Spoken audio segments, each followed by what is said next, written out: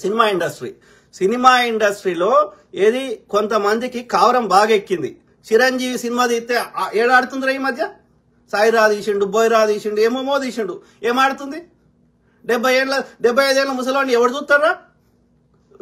ఎంత మంచి టాలెంట్ అయినా సరే ఒక over the period of time తర్వాత రిపిటేటివ్ అయిపోతే చూడబుద్ధి కాదు. ఇలా మనం ఎందుకు ఇలా ఇప్పుడు వాడు అంటున్నాడు, వాడు రాజేంద్ర ప్రసాద్ అనే యాక్టర్ అంటున్నాడు. మరి వాడు అంత పెద్ద యాక్టర్, అన్ని పెద్ద సినిమాలు తీసినవాడు ఇప్పుడు ఎందుకు ఆడతలేవు అని? రాజేంద్ర ప్రసాద్ అనే ఒక జోకర్ యాక్టర్, ఆయన గంత పెద్ద సినిమా తీసి నేను గింత అవార్డులు వచ్చినాయి, గింత పీకిన అన్నవాడికి ఇవాళ ఎందుకు ఆడతలేవు? పైసలు పెడితే ఎందుకు? మరి ఎవడైనా పైసలు వారవోసుకుంటాడు? ఆ సినిమా పెట్టినవాడు పారవోసుకోడు కదా. మరి ఇంత పోటుగాళ్ళు అయితే ఎందుకు ఆడతలేవు మీ సినిమాలు? మీరు ఇంత పెద్దోళ్ళు కదా. రజనీకాంత్ లాంటి సూపర్ స్టార్ ఆడతలేవు.